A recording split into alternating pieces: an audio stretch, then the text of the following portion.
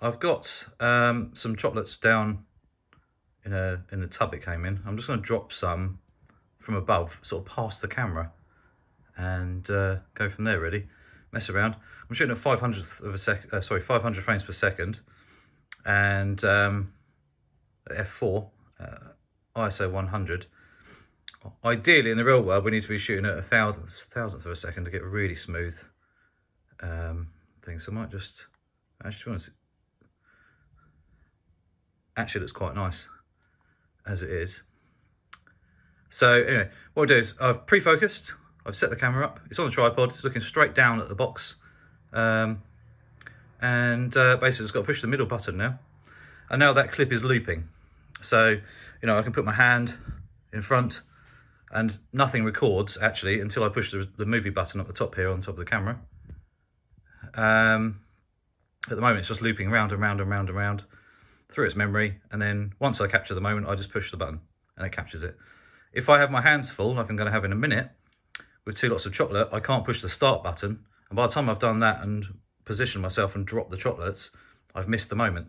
So having this option to loop the video, and I've got it on record end, which means basically records at the end rather than the beginning, or starts recording.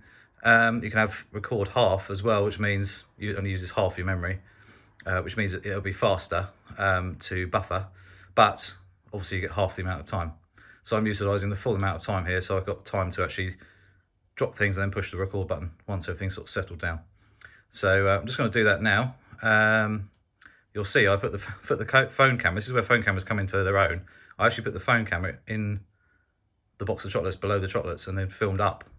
So probably not a very flattering view of myself, but look quite cool of the chocolates landing in the bowl. So anyway, let's go and proceed and do this and see how it looks.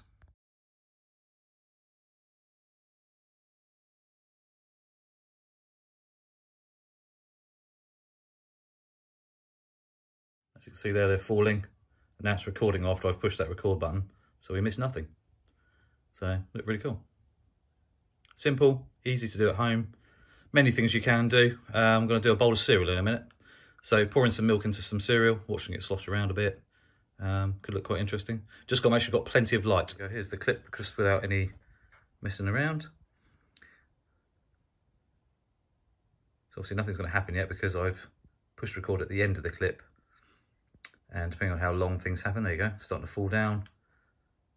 And then comes into the light and then bounces around. Ideally, I need a second light above, which I might add in a minute, so it's lit from coming into camera and then down. So let's have another play. Right, so what I've done now is I've added a second light in to the situation.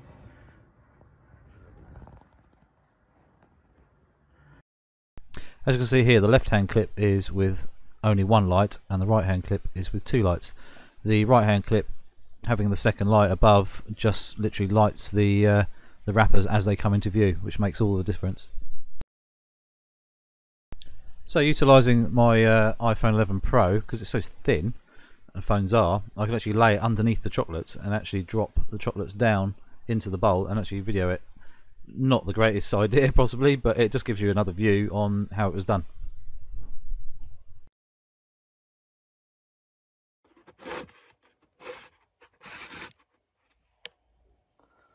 There we go. Recording.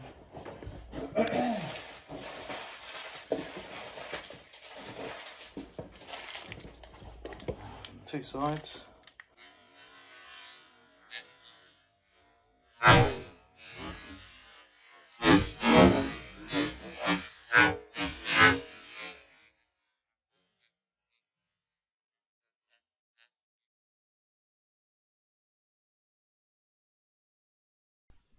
Moving on to this cereal bowl, so some Cheerios. I just grabbed a couple of handfuls and just dropped them either side of the camera, so they start falling down like so and come into shot. It's just messing around at home. This is you know, just experimentation.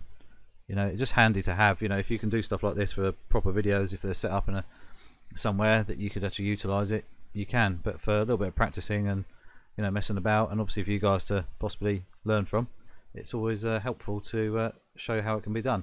I really love how liquid, when you actually pour it in real speed, when it was in real life, it looks like it's just a constant flow.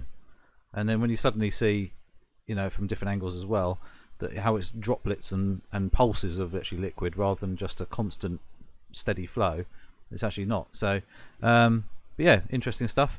Don't forget to click the subscribe button and the little notification bell. If you've got any questions about how this works or any more information, just give us a shout and I'll try and help. I'll see you soon.